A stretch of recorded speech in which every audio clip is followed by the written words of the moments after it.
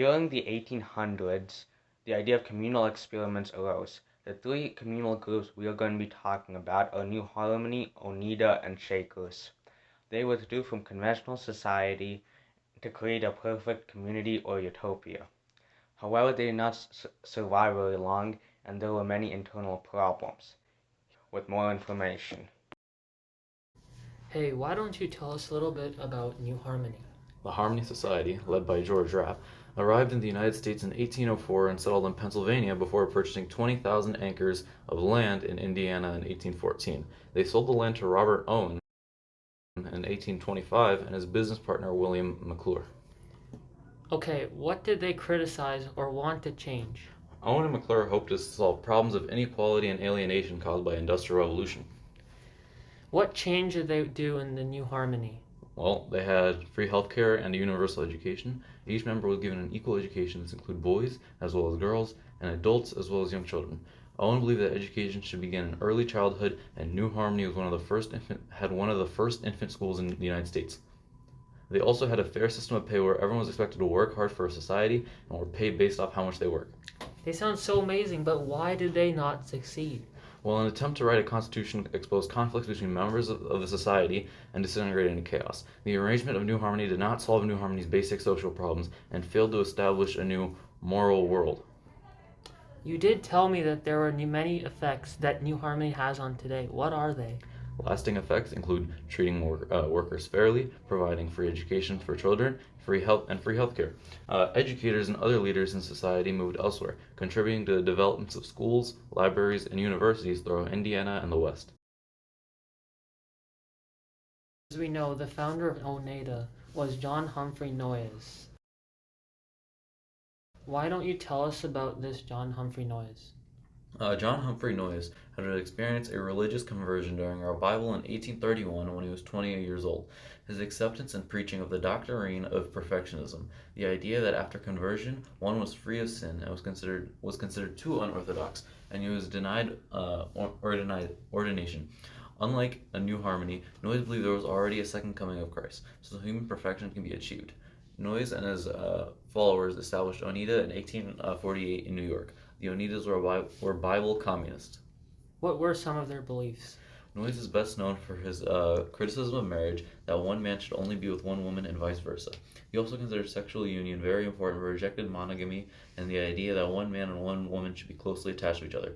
The application of his views led to the practice of complex marriage in his community, in which every woman was the wife of every man, and every man was the husband of every woman. A man and a woman could have sex if they both consent. This was one of the first examples of free love. Although they believed in free love, they also believed in controlled childbirth too. In order to have a child, two partners had to get permission from a committee in the community to actually have one. Another prominent institution in the Oneida community was mutual criticism. This was when a member of the community would volunteer to put themselves honestly evaluated by other members of the society as to better one's character. Listen, you insignificant, square-toed, pimple-headed spine. Short on ears and long on mouth. Your breath is so stink, people look forward to your fart. These beliefs definitely attracted some criticism. Can you tell us about that? Sure. For about 30 years they flourished. However, hostility mounted in the surrounding communities to the perfectionist marriage arrangements. And in 1879, Noyes advised the group to abandon the system. Noyes and a few adherents went to Canada, and where he died in 1886. After the Oneida group ended, the remaining members set up a joint stock company known as Oneida Community Ltd. What was the lasting impact of the Oneida community? No doubt, the lasting impact was the idea of having multiple sexual partners. For some time after the Oneida community dissolved, the manufacture and sale of Oneida's traps, but the Oneida Joint Stock Company was considered the best in the land and became the basis of thriving group and industrial enterprises that included silverware, embroidered silks, and canned fruit.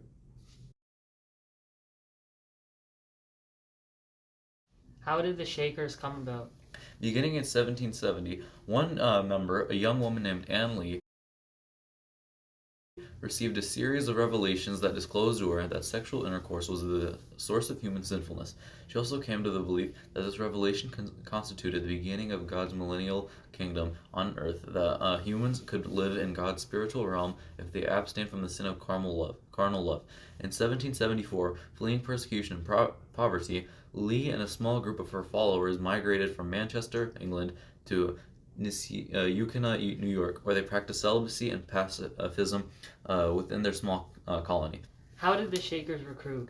The earliest Shakers, who arrived in the United States in 1774, with their early leader, Ann Lee, did not have children. Instead, they recruited people into their sect, holding public worship ceremonies in which onlookers were invited to participate by dancing and singing. What were some of the Shakers' beliefs? In Christ's second coming, mourning dances, discipline, gender equality, sharing everything, yes, literally everything, no marriage or social relationships, successful farms, and pave the way towards gender equality between genders. Shakers believe. I hear they went to New England for quite a while. What's that? They toured New England area and reportedly won many successful conversions. At the same time, they were also attacked by others. However, they did encounter opposition from local churches and authorities. During the American Revolution, they were accused of convincing Americans to back the British. However, this claim proved false. What went wrong?